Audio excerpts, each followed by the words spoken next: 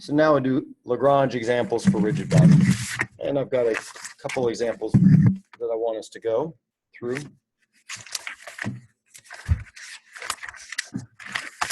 The first one is, I guess we'll call it example 1. And it's our double pendulum. We've seen this one a couple times already. Now we'll look at a double pendulum where our pendulum consists of 2 rigid bodies pinned together. Here at the, the base of this dyad, and then one between the 2 links. We'll use the same notation that we did before. Call that theta, we'll call that phi. Phi is a relative rotation. And I think before I chose this to be N1 and this to be N2. And so now we'll get some A1 and A2. And if I put the little center mass there, I'm going to choose a little center mass here. I'll get a little B1 and a B2. Rotations that project A to N, that's a rotation around the 3-axis by theta. So C theta negative S theta 0, S theta, C theta 0 and 0, 0, 1. Projection of frame B onto frame A is a rotation around the 3-axis by phi. C phi negative S phi 0, S phi C phi 0, 0, 0, 1. Not sure if that's needed. I just jotted it down. Okay, so the first, or I guess the 0 step that I've been suggesting is let's first define our generalized coordinate set, Q. And I can parameterize on a number of different terms. But in this case, I'll use my theta and phi like before. Just like the double pendulum, it's 2 degrees of freedom. I get 2 terms. There's 2 of these, 2 degrees of freedom. So that tells me these things are independent. And that's a fine set. By no means is it unique. I could choose other things.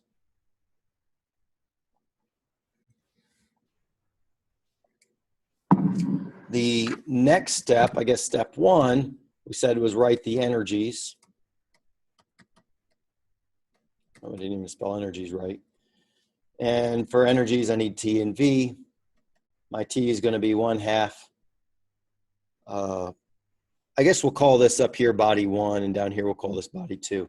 So now I'm going to write out, these are rigid bodies, recall. These things are rigid bodies now, unlike before. So let's write out our equations. Let's be specific and write out our equations for the energies. So it's going to be 1/2 M1 times V1 dotted with V1. And this is now the velocity of the center of mass. So maybe I should call it G1, center of mass of G1. Plus 1/2, I realize I forgot the 1/2 before, omega dotted with I omega. And now what's my omega here? This is for body 1, so this is the angular velocity of A with respect to N. And what I are we talking about? This is the I of body 1 taken about the center of mass. So IG1.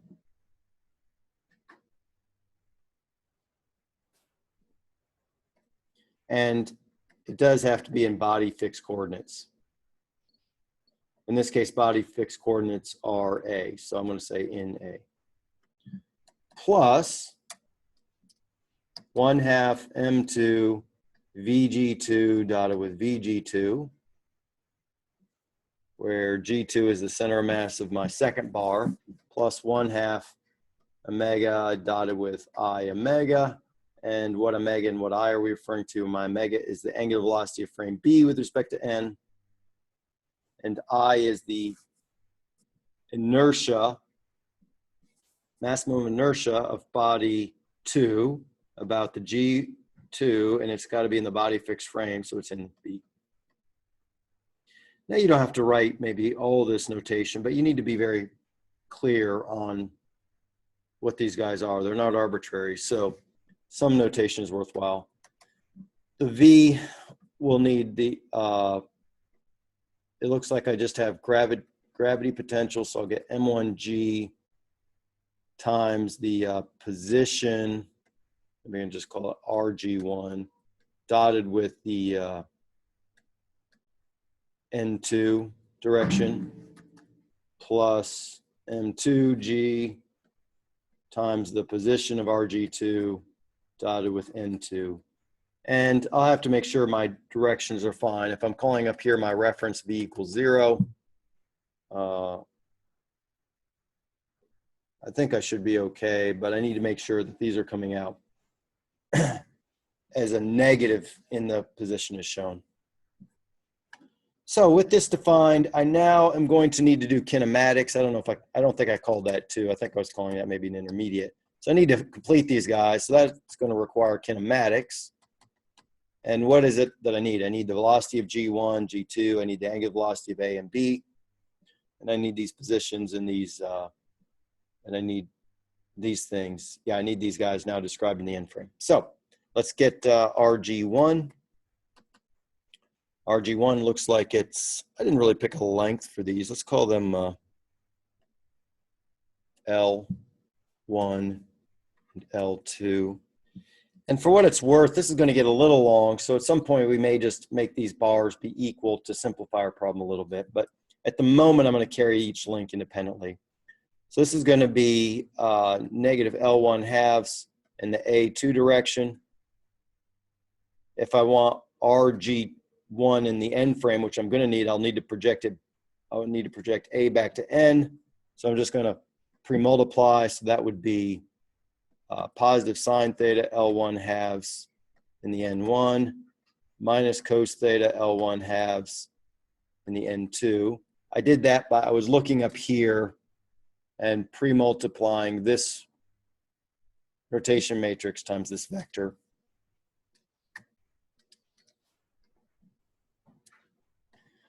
Let's see. I'll need RG2, which is RG1. Well, no. RG2, it looks like, is going to be negative L1 in the A2 minus L2 halves in the B2, which is going to have the terms sine theta L1 halves, sine theta L1, negative cos theta L1, 0 plus, I need to pre-multiply this thing by the projection that takes me from B back to N. I'm going to do this kind of quickly. I noticed that if I multiply rotation of A to N times B to A, I multiply these things, I'll get a cos theta, cos phi minus sine theta, sine phi. Kevin pointed this interesting thing out to us. If I do 2 successive rotations on the same axis, that's equivalent to getting a single rotation equivalent to the sum of the 2 angles. So I'm going to employ that now. So the rotation from B back to N is going to be cosine theta plus phi, negative sine theta plus phi, and so on. And this guy's in the B2 direction, so I'll take this second column. So it's going to be minus times minus or plus sine theta plus phi L2 over 2. It's going to be minus cosine theta plus phi L2 over 2, and then 0. So that's my RG2. I'll need the angular velocities. The angular velocity of A with respect to N is theta dot about the A3 direction. Angular velocity of B with respect to N is theta dot plus phi dot about the B2 direction. You know, I need one more thing.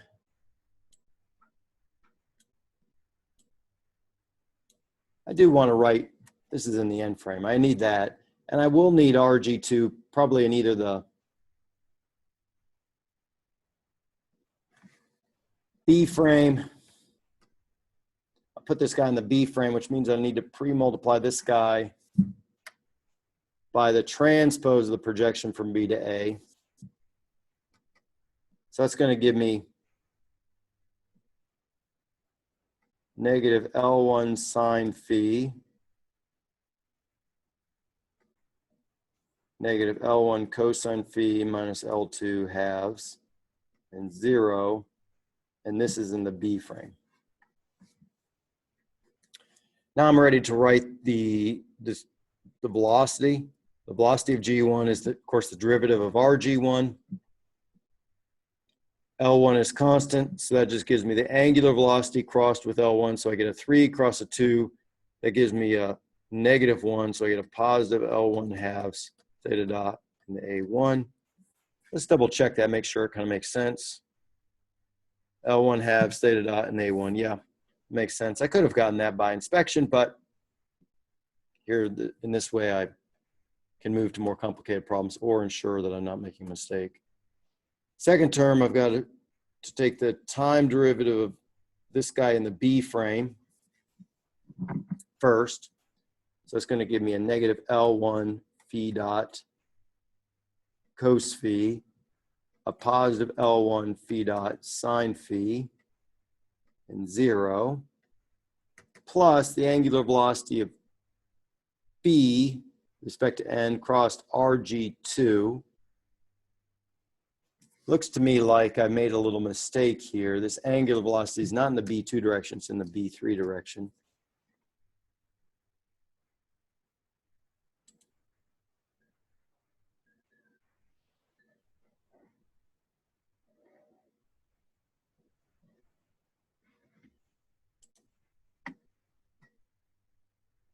I'm sure I can't keep my chat on top. Trying to keep the chat up on top here. All right, so when I cross the 3-axis with the, let's see, I got a 3 cross a 1, that's a positive 2, so I get this phi theta dot plus phi dot times a negative L1 sine phi. I get a 3 cross a 2, that's a negative 1, so it looks like I'm going to get positive theta dot plus phi dot times L1 c phi plus L2 halves. And then I get a 0 in the 3. So I get this whole thing. You combine those terms. I don't see a lot of easy combining here, but let's see what we can do. Looks like I get a negative L1 phi dot cos phi and a positive L1 phi dot cos phi. So that one's going to go away. So I'm going to get an L1 cos phi theta dot plus an L2 halves theta dot plus phi dot in my first term.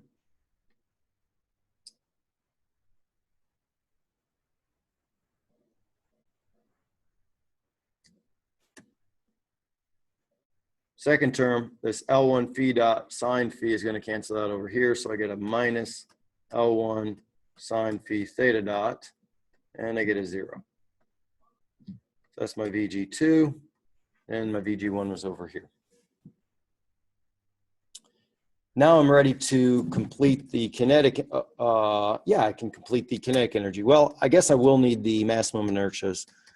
So I, for each of my bodies, is going to be, assuming they're a thin bar, so my I for about G1, this is going to be expressed in A. Looks like it's going to be 0 about the A1.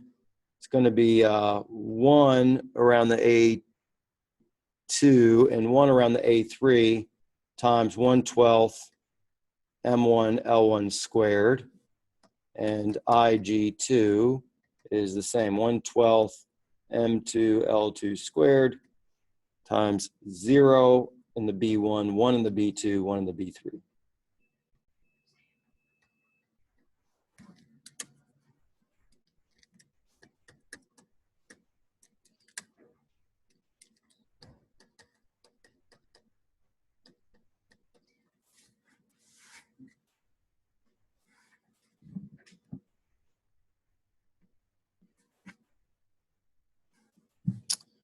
Now we can put into our kinetic energy. So we get 1/2 m1 vg1 squared, which is L1 squared over 4 theta dot squared, plus 1/2 our omega 1 0 0 theta dot dotted with this I1 IG1 omega 1. So we get the 0 1 1 times my omega 1 0 0 theta dot, and I need my 1/12 m1 L1 squared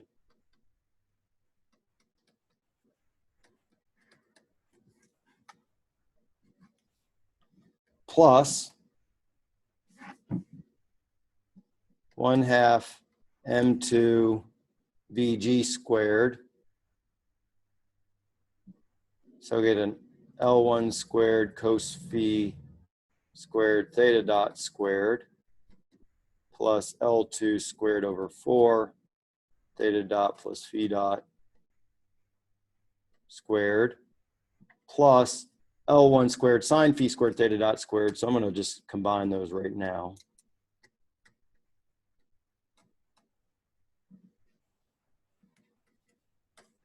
So that's the first term, plus my angular velocity, 0 0 theta dot plus phi dot times my I 0 1 1 on the diagonal times 0 0 theta dot plus phi dot, and I need to plug in here a 1/2 times 1/12 m2 squared L2 squared. Okay, let's expand this a little more. See this term, I get the 1/2 m1 L1 squared over 4 theta dot squared. This term, I get 1/2 1/12 m1 squared, m1 L1 squared times theta dot squared. So I just did this multiplication, I get theta dot squared. Moving my way along, I get plus 1/2 m2 L1 squared theta dot squared plus L2 squared over 4 theta dot plus phi dot quantity squared plus, get the same thing, 1/2 1/12 m2 L2 squared theta dot plus phi dot quantity squared. Whew, that's my kinetic. Now I'm going to take one more step. I'm going to let m1 equal m2 equal m, L1 equal L2 equal L. This is a symmetric case. They make our life just a little easier.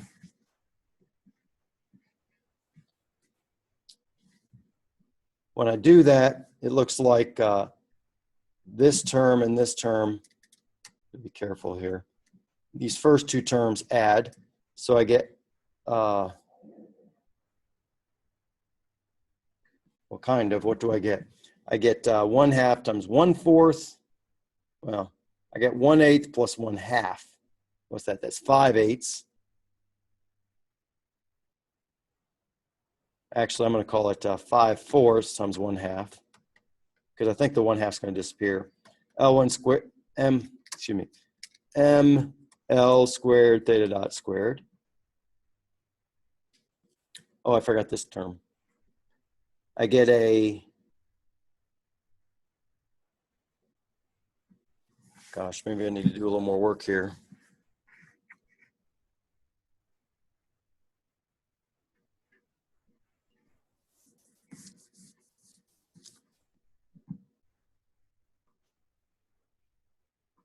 Okay, let me do this a different way.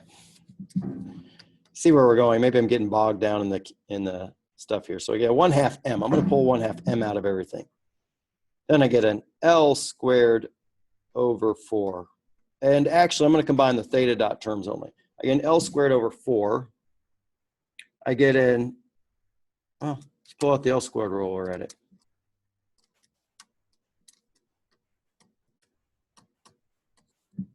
Okay, I get a 1/4. I get a 1/12.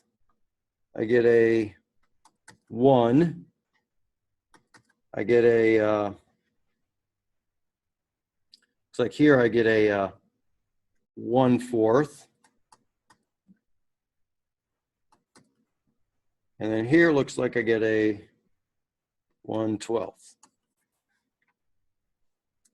Plus, so the same thing again, 1/2 ml squared phi dot squared.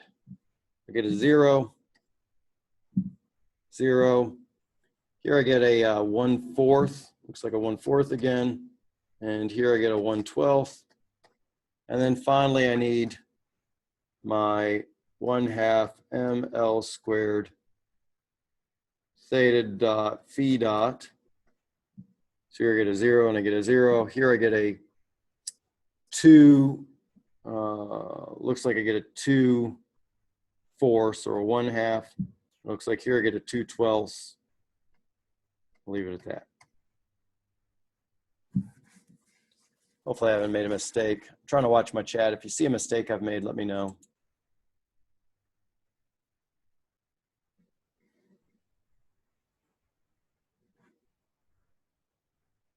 That's M1 and M2. Okay. Preston pointed something out, M1 and M2. Yeah, it's earlier. Hopefully I'm okay now. Now I'm just going to M's. Oops. I don't know why my chat's not staying up. Sorry, guys. I had it staying up before.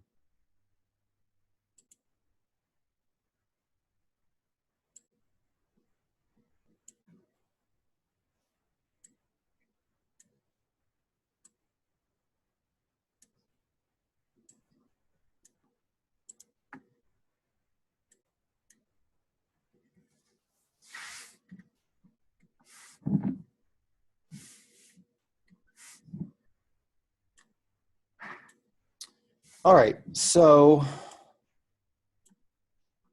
I guess I need to do one more step. Gosh, I got 1/4. Oh man. Maybe I should have checked this. Let's see, 1/12. Oh, put everything in 12. So it's 2/12. It's 2/12 plus 12/12 plus 3/12 plus 3/12. What is that? 3, 6, 8, 12. That's 20/12.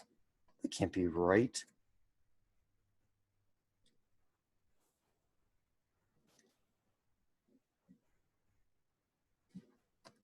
Which is 1 and 8/12, which is 2/3. 8 by 4, 2/3. Or let's call that 3. Let's call that 5/3. I think we're going to call this 5/3. Please correct me if you see something wrong. So 1/2 ml squared theta dot squared times 5/3.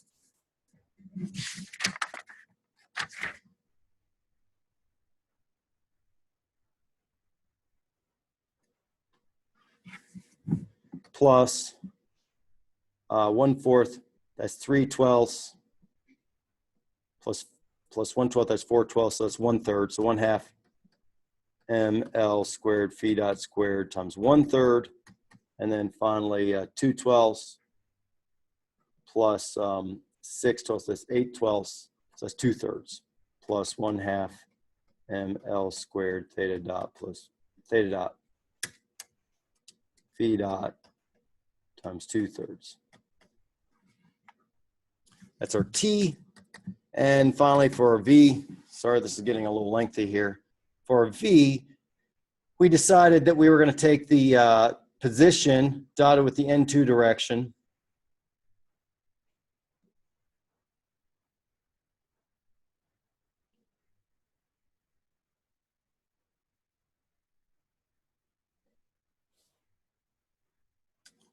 And so for RG1, my position was this. When I dot it with the N2, I get negative cos L1 halves. And for this guy, when I dot it, you get negative cos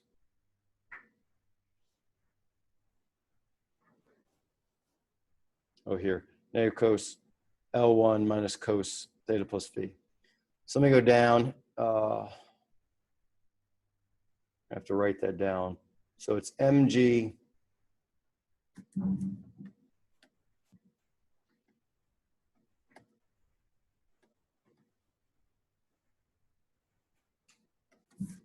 so negative L halves cos theta, and then you have L cos theta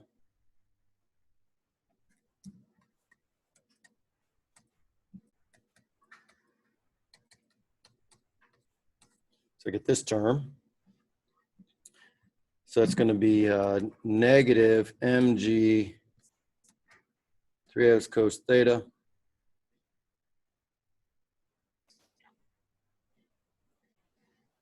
and it looks like 1/2 cos theta plus phi.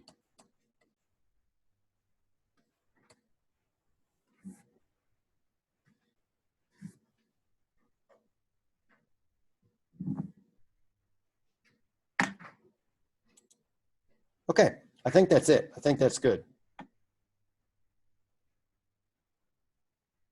So now, all right, so a little bit of delay coming up with T and the V. On this problem, okay, so for this problem, we now need to consider two cases. In the first case, our K is theta.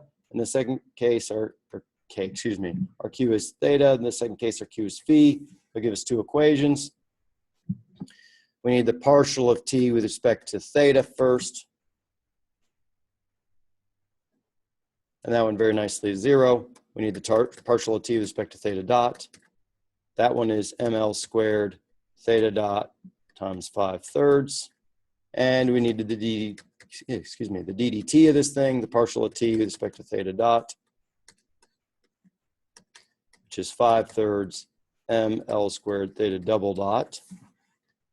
We need the partial of V with respect to theta.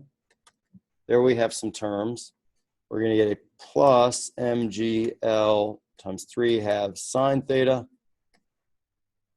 plus 1/2 sine theta plus phi. And finally, a q theta. We didn't have any applied q's, so we'll drive that to 0. Or excuse me, we didn't have any applied external forces that we've not already accounted for. Constraints, the constraint forces, they go to 0. The gravity we included in the potential. Next, when Q is phi, we need the partial of T with respect to phi. Again, 0. That's nice. Partial of T with respect to phi dot. It is 1/3 ml squared phi dot plus, oh, rats, guys. Okay, I made a mistake on the previous one. We got a few more terms to go back to. Let me finish this one. Partial of T with respect to phi dot, I get this term here, plus I need a derivative of this term. So it's going to be plus 1/2 times 2/3 times ml squared theta dot. And over here, I need a 1/2 times 2/3 ml squared phi dot. I missed that. Partial of T with respect to phi dot, need the ddt of that thing. So I get 1/3 ml squared phi double dot plus, looks like 1/3 ml squared theta double dot. And over here, I need to go back.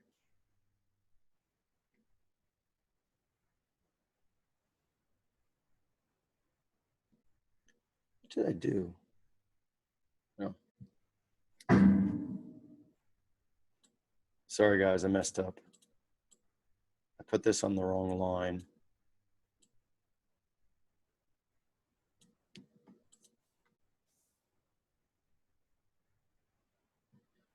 Okay, I'm going back and doing a little correction. When I was considering the case where my generalized coordinate is theta, when I took the partial of T with respect to theta dot, of course I got the first term.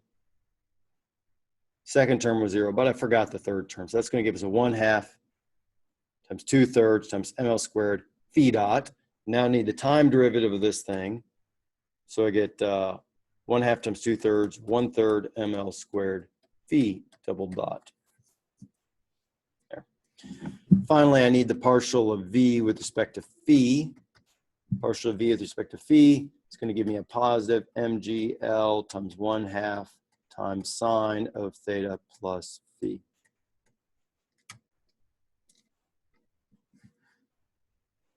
My generalized force associated with phi is 0 again. There's no, in this case, no non-conservative forces that haven't been accounted for. So I pull these together. My equations of motion are 5/3 ml squared theta double dot plus 1/3 ml squared phi double dot plus mgl 3/2 sine theta plus 1/2 sine theta plus phi equals 0.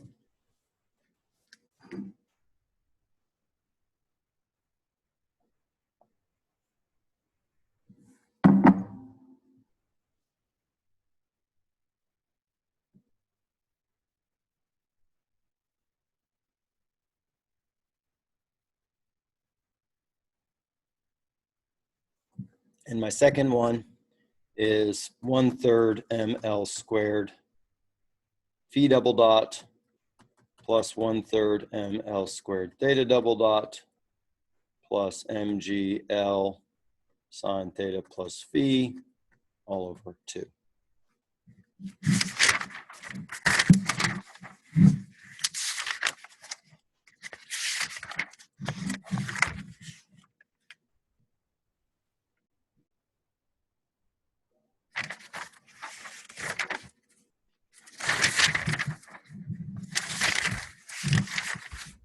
Okay. This is my EOM1 and my equation of motion 2 is equal 0. Now, questions on that? I'll let you catch up for a minute, then I'll do another example.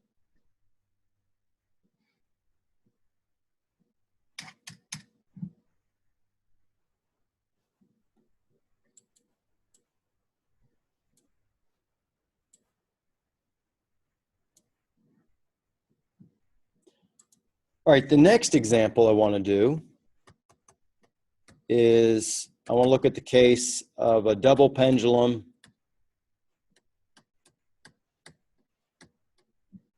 with force applied. And by the way, here we're talking again about the rigid body double pendulum.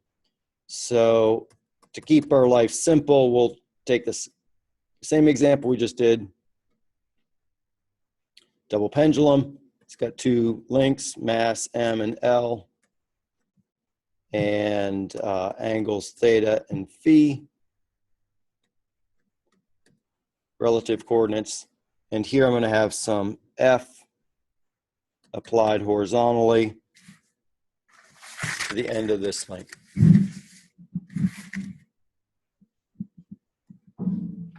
So everything that I do here is going to be same as above, except for my Q. So let's go straight away to considering my Q. So for the case where Q equals theta, we'll have to consider Q, and for the case where Q equals phi, we'll have to consider Q. So Q theta, recall we said Q theta was the, now we've got to look at it. We've got to look at the sum of the forces over our bodies dotted with R, the partial of R with respect to Q theta. And this R, we have to pick some point on the body. So I'm going to call it A sub I, because we have to do that for each of the bodies. Plus then M sub A dotted with the partial of our omega of the body with respect to Q theta dot. And then over here, we'll do the same thing. But now we're going to take our derivatives with respect to phi. And let me just jump over here for a moment to remind you that, yeah. So we get the F dotted with the partial of R, and R's got to be a vector going to point A, the point about which I'm taking the moment. And then I need the moment of that point, okay?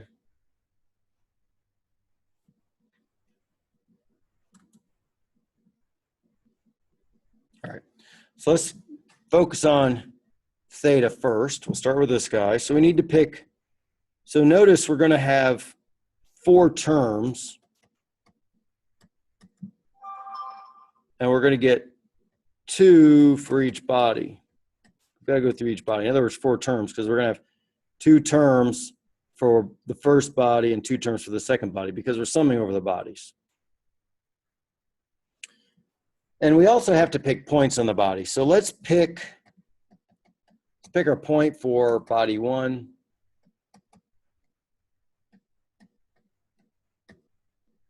Let's call that some, I'll call it some capital B. I'm going to choose it up there, a little arbitrary.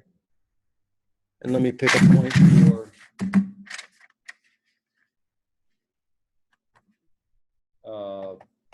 body 2.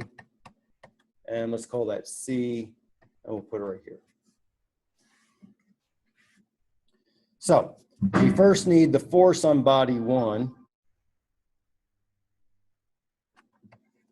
So for Q theta, we need to sum. So we need the force on body 1 dotted with the vector going out to point B on body 1. So that's 0 dotted with 0, partial of 0 with respect to Q theta. So that one's 0. Plus the moments on body 1. So this is the force on body 1.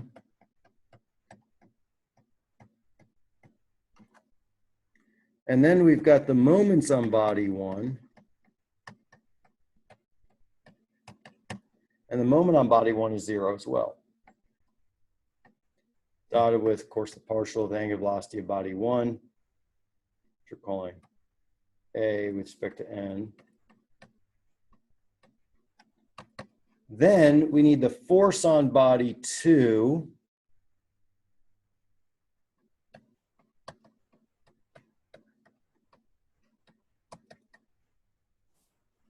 We're calling F, and that F is in the N1 direction. Go ahead.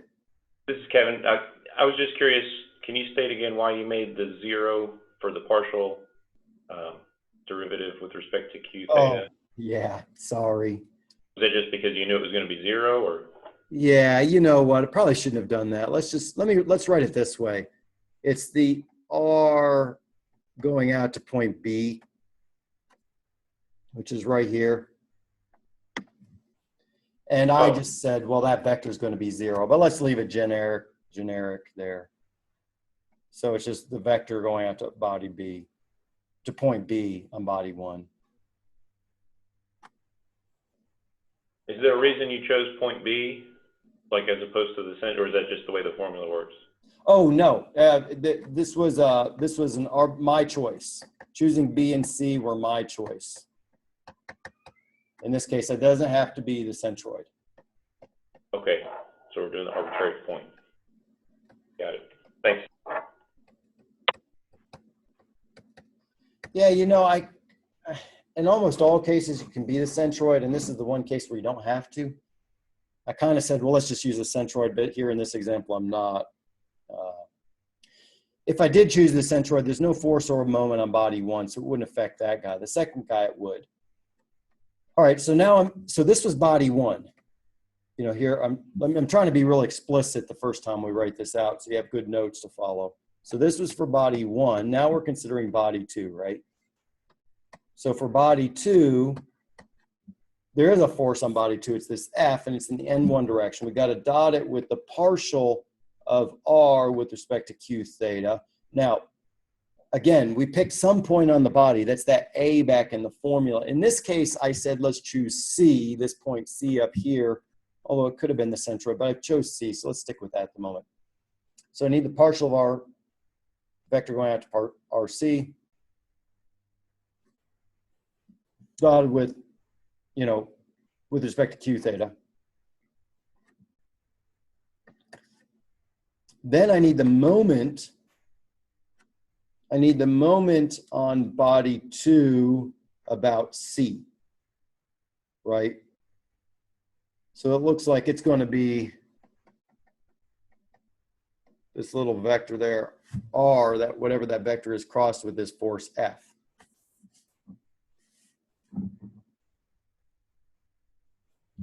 I can see that, how would I do this? I probably would, this vector r is length L in the negative B2 direction, I believe is how I had it, correct? Crossed with F in the N2. So I've just got to cross those two terms. So I've got to expand one or the other into either the B or the N frame and do the cross product. I can see that that's going to equal an L cos theta plus phi times F about the 3 direction, B3 or N3. And I have to dot that with the partial of the angular velocity of frame B with respect to N, respect to Q theta dot.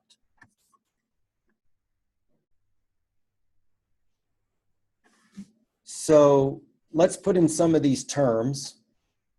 So these terms are 0 plus 0. Okay, this force in the N direction, I'll probably leave it at the moment as F in the N1 direction. Okay, what about the partial of RC with respect to Q theta? Well, I indicated that's kind of hard to do, but I can always use my little cancellation of dots term as long as I'm not dealing with a term that's directly a non-holonomic vector. And so I'll say that that's equal to the partial, partial of RC dot with respect to Q theta dot.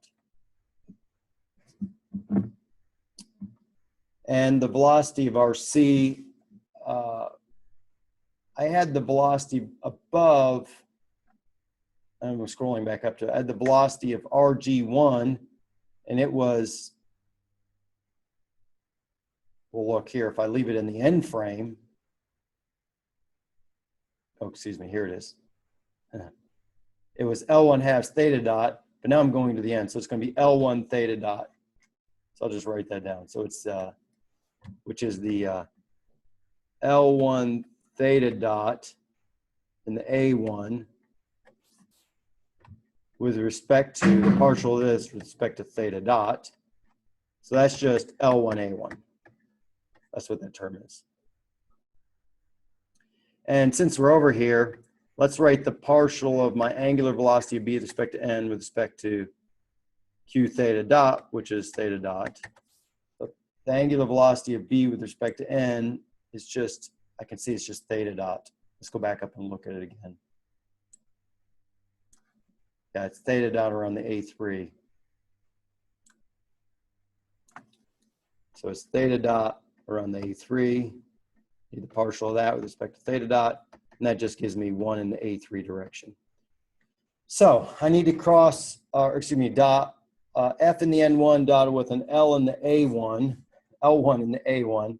Okay, I got to peek up one more time. This is the only problem with this one note and one screen. It's a little hard to do that. So hold on, we're going to peek up one more time. We're going to look at the rotation that projects us from the A frame back to the N frame. And we just need to remember the first column, A frame to the N frame. It's going to be C theta, S theta. So we can dot that with C theta L1, S theta L1, 0. So that's our, yep, okay. Preston, I'm going to answer that in just a second. So this is our partial of R with respect to theta, describe the N frame coordinates. So that's good. And then Preston's asking, is this the angular velocity of B with respect to N? Or is it the, it's the angular velocity of B with respect to N. Because here I'm on body 2, and frame B was attached to frame body 2. So it is the angular velocity. Oh, Preston, thank you. Yeah, he caught us. Oops. Okay. Kevin, I don't want to say anything, but you're slacking. You missed me. I made a mistake here. I'm a paid client. I know, I'm giving you a hard time. I'm giving you a hard time. Okay, Preston caught us. I wrote down the angular velocity of A with respect to n, but we need the angular velocity of B with respect to n. So I know you guys are trying to write this stuff down. Let me scroll up and look at the angular velocity of B with respect to n.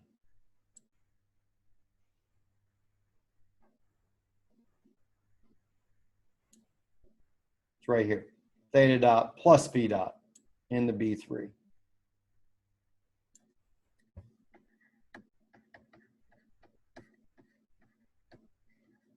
Need the partial of that with respect to theta. And in this case, I get a 1 in the B3.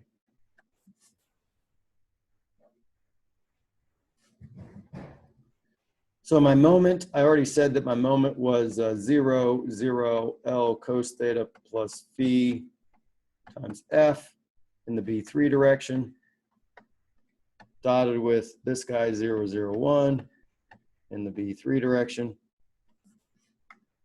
And so I can compile all those and I get Q theta is F L cos theta plus F L cos theta plus phi.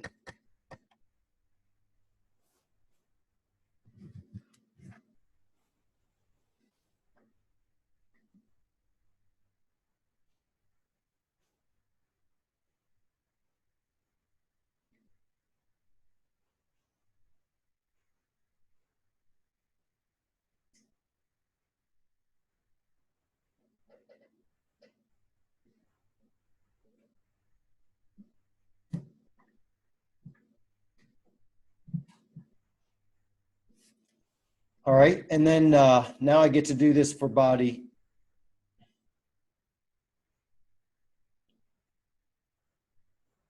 Oh.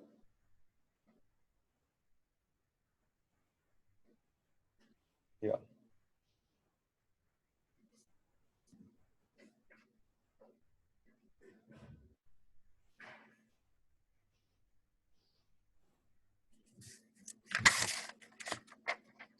Now I get to do the same thing for phi. This takes up a lot of space.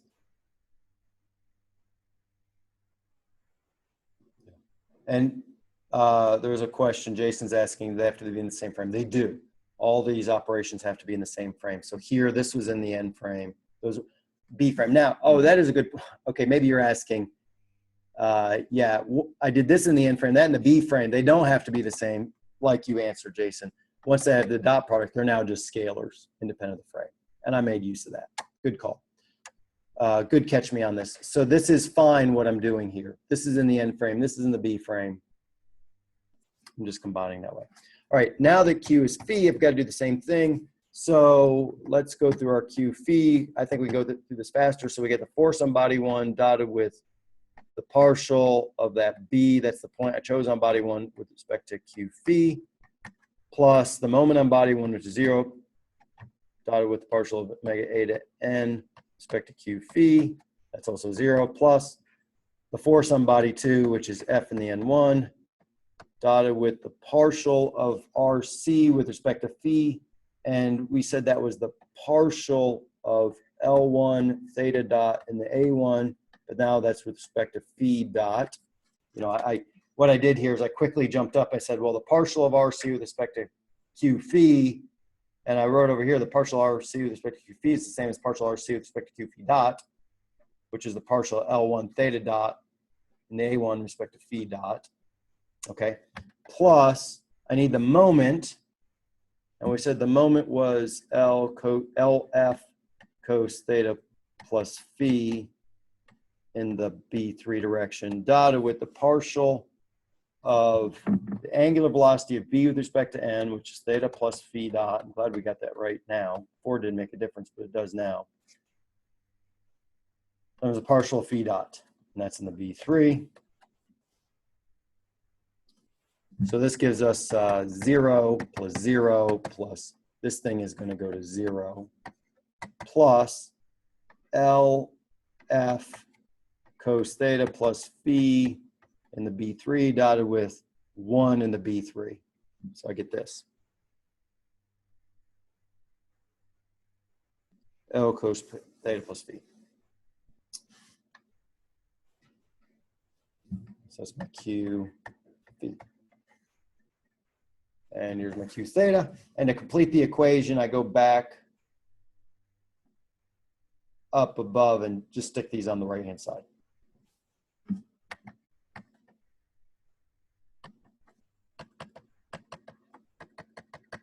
Place them into my equations of motion from before. Okay.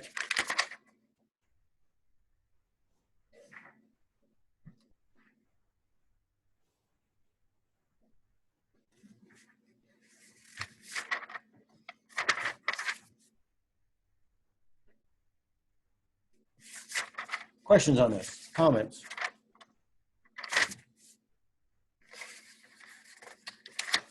All right, I want to do one more example and then go into Lagrange. I'm going to try to speed this example up.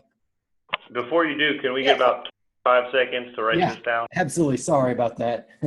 Sorry.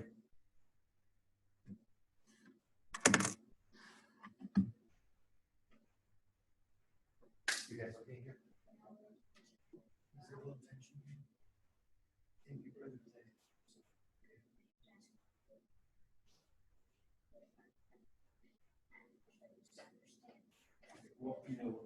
Well, I don't think it's wrong to listen to. So what about that? Are you making that on scratch? Okay. I don't know.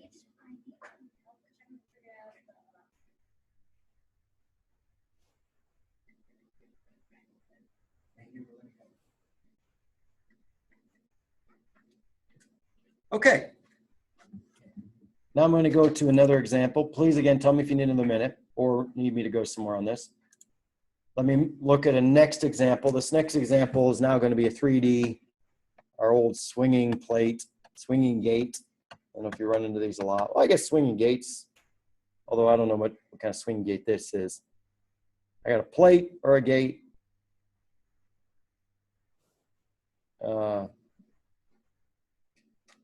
It's mounted on this post. It comes down.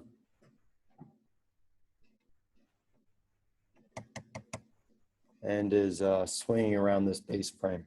I'll have a, I'll do our typical trick. I'll have a kappa omega, which is some constant angular, constant rotational velocity. And I'll give the gate is pinned here. So it's free to swing with some angle theta. Let's attach frames. I'm going to have an end frame.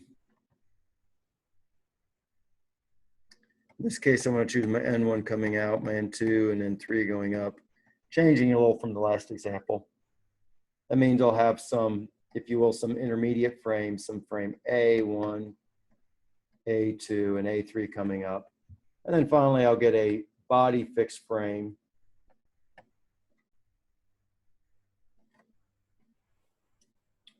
And my body fixed frame will have coordinates B2, B3 going up, and B1 coming out.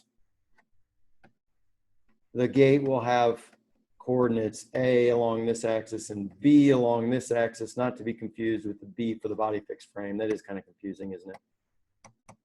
And I'll have some mass M. I want to find theta's free, and this thing's constant. So I want to find the equation of motion associated with theta.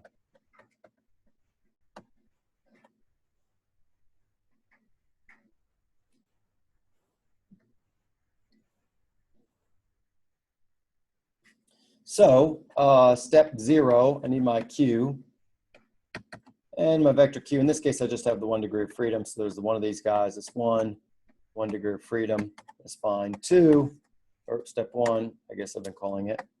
I need my energies, T and V. My T is going to be 1/2 m times the velocity of the center of mass dotted with the velocity of the center of mass plus 1/2 omega of B with respect to n dotted with I about the principal axis around G omega. You will see some people, this is a pretty typical example, probably shows up in the book. Sometimes they do it around this fixed point, but I'm going to stick with a centroid in all cases, except for that Q. I've been sticking with a centroid. So we'll work that. And then the V is going to be just our mg times our position. We'll call it rg dotted with, looks like the N3 direction. So we need the kinematics. We need our vector. So our vector going out to G looks like it's a negative B halves in the B3 direction, and that assumes that this pivot point's all the way up here at the top.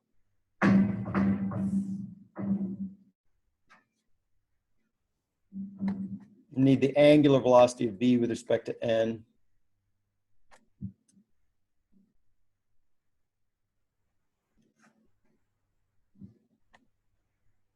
The angular velocity of frame B with respect to n looks like it's going to be a kappa omega around the A2 direction plus a theta dot around the B. Oops. It's a kappa omega around the 3 direction, right? Plus a theta dot around the B1 direction. If I write both of those in the, I want to write both of these in the B frame. So I'm going to need my projection from my B back to A. That's a rotation around the, it says a rotation around the 1 axis. So it's a C theta negative S theta is C theta. I need the transpose of that times kappa omega in 3 directions. So it's going to be theta dot S theta kappa omega C theta kappa omega. That's my angular velocity. My linear velocity is going to be the time derivative of this thing, which is 0, plus the angular velocity. This cross with it, that guy, theta dot S theta kappa omega C theta kappa omega, crossed with negative B halves.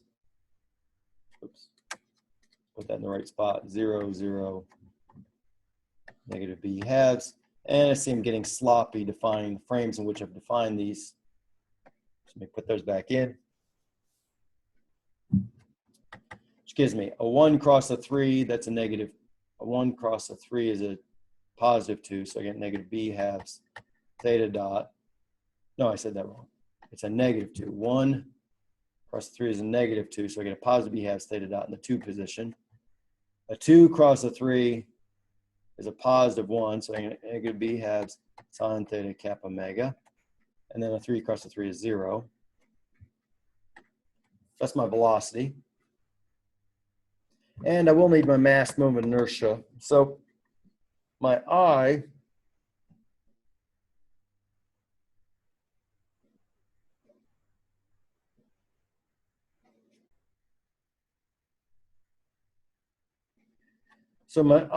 I'm going to get my 3 terms. These are principal directions. So my I11, I need my I22, I need, and my I33, I need.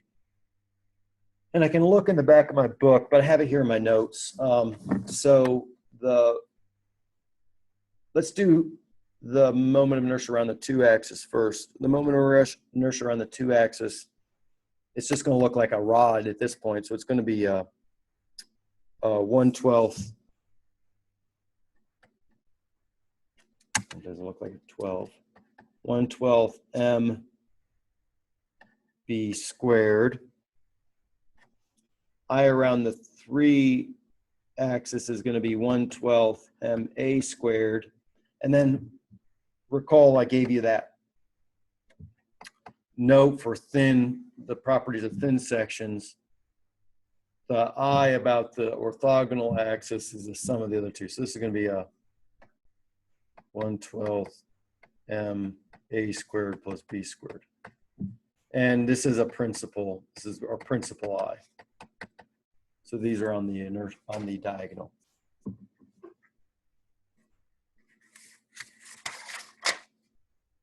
So now we're ready to put it into our kinetic energy. So I get my T is 1/2 m Vg dotted with Vg. So I'll dot those two. So that gives me B halves sine squared theta kappa mega. That should be B squared, right? Plus B half squared theta dot squared. That should be squared. Plus 1/2 omega, just theta dot sine theta kappa mega, cos theta kappa mega, dotted with my I,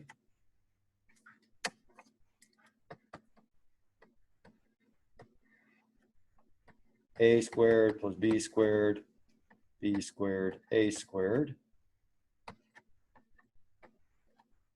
times, again, my mega theta dot, sine theta kappa mega, cos theta kappa mega. Let's expand this. It's going to give me a 1/2 times a 1/12 times m. And so I'm going to do these two operations together. So the diagonal times this guy is just going to be the, those terms. And then dotted with this. So it's going to give me a squared plus b squared theta dot squared plus sine squared theta kappa mega squared b squared plus cosine squared theta kappa mega squared a squared. Would have been nice if that would have combined a little more cleanly.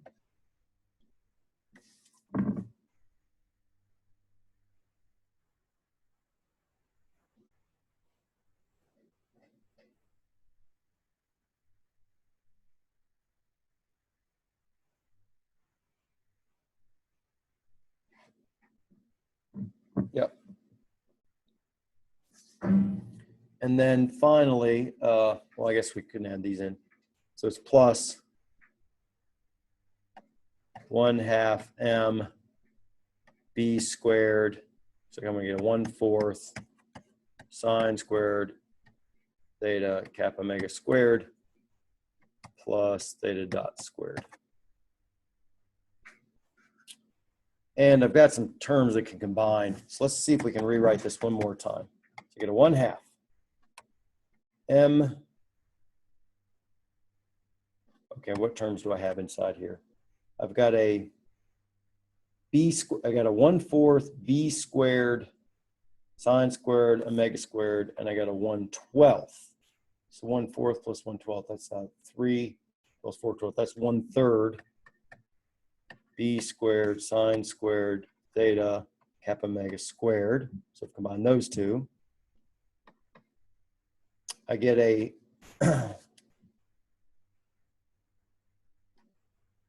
1/4 b squared plus a 1/12. So that's going to give me, look, that's going to give me a squared over 12 plus b squared over 3 theta dot squared. And I know at this point you're thinking, you're going to want to check me afterward, and I agree. But I think I've done that correctly. So I've combined this term here with this term here. And then finally, we've got the 1/12 c theta squared. Let me write this way: 1/12 a squared c squared theta kappa mega squared. All right. Our v is the vertical direction, or this guy in the vertical direction dotted with n2. So we just want this guy in the vertical direction. So I'm going to pull that and see that that's going to be negative mg b halves cos theta. Okay, I've done this by inspection. I did that kind of quickly, but I'm trying to move along.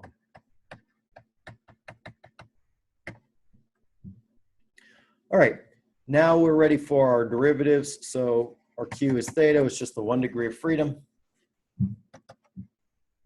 And the partial t with respect to theta. And we get lots of those terms. Looks like we're going to get a m times 1/3 b squared sine theta cos theta kappa omega squared. And it looks like we'll get a minus 1/12 a squared cos theta sine theta kappa omega squared. I could have pulled out the kappa omega squared. Next, we get the partial of t with respect to theta dot. That gives us m times the quantity a squared over 12 plus b squared over 3 theta dot. And that's it. Get the ddt of this thing. We get m a squared over 12 plus b squared over 3 times theta double dot. And finally, we get the partial v with respect to theta. Gives us a mg, positive mg b halves sine theta. We pull all this together. We get m. We can cancel out the m. I can see that already. We get a squared over 12 plus b squared over 3. And I'm going to leave the m in. Theta double dot plus m sine theta cos theta kappa omega squared times 1/3 b squared minus 1/12 a squared plus mg b halves sine theta equals 0.